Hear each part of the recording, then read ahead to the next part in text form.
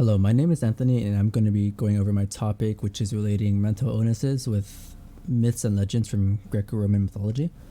This project was more of a means to show the importance of ancient myths and legends, and trying to show that there is more than meets the eye, pretty much.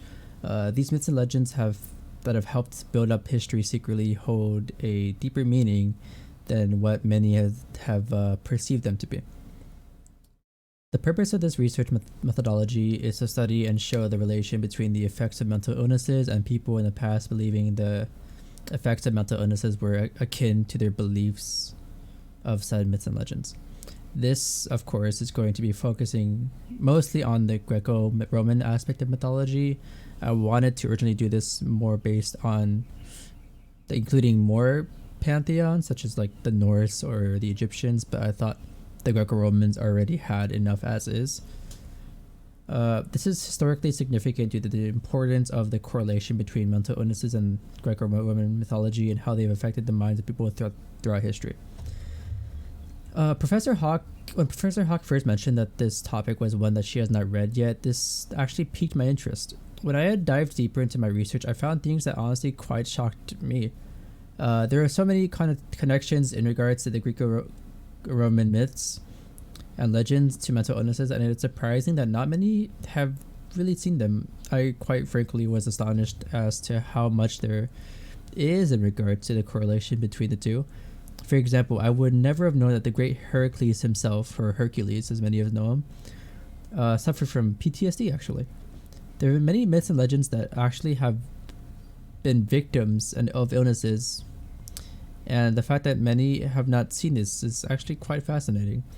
There could be a wide variety of ancient myths and legends from the antiquity period that are actually stories of the mentally ill. I mean, the actual possibilities to how far back this goes is endless. This makes that sense that many would hide mental illnesses in the forms of mythology and religion. Another of these set examples that I found quite interesting was the myth and story of Narcissus, or Narcissus. Now, Narcissus is quite an interesting one. His story is that he is a man that obviously cannot stop admiring himself. He is his sole priority and he cares not for nothing else. He holds no empathetic value towards anything and would only look upon himself through the usage of reflections.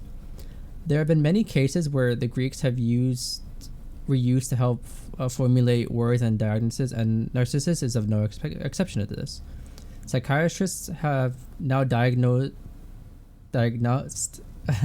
Narcissus with narcissistic personality disorder, which is a mental condition in which a person has an inflated sense of their own importance, a lack of empathy for others, and a deep need for excessive attention and admiration.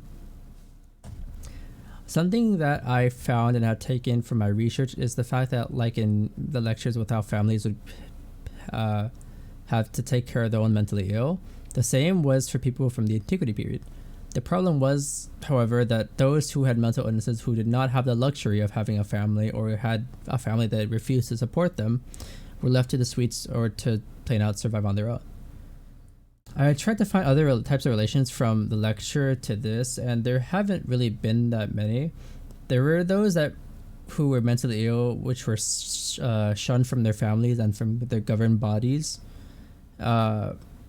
But besides that, I guess the only other topic would be in regards to the Wendigo lesson that Professor Hawk had shown us. Although that goes more to depth with the indigenous/Native American mythology, it still shows a good example as to how mental health and myths or legends are connected with one another. I feel like an actual slide presentation is doable and one that I would not mind doing actually. I really do enjoy this subject and especially my topic, and I had quite a lot of fun in both researching and learning more about my topic, and I would not mind diving deeper into it. Personally, I have seen myself asking quite a variety of questions in regards to this topic. I feel like there's still a lot more that truly is not fully explored or have not been looked at with this mindset. This is truly an eye-opener to both the Greco-Roman historians as well as mental health historians and psychologists, even historians and like people who study other types of different mythologies as well. Because one of the questions I found myself more asking was, what other types of myths and legends are just their own walking diagnoses? There is without a doubt an abundance of myths and legends in the Greco-Roman pantheon, like the Greco-Roman pantheon alone. And just to imagine how many other stories there possibly could have been, and how those cases were actually people with mental illnesses and not, like, roving around a myth and legend is quite shocking, really. This honestly, there could be an endless amount. Anyways, thank you guys so much for listening, and hope you guys have a great summer. Bye bye.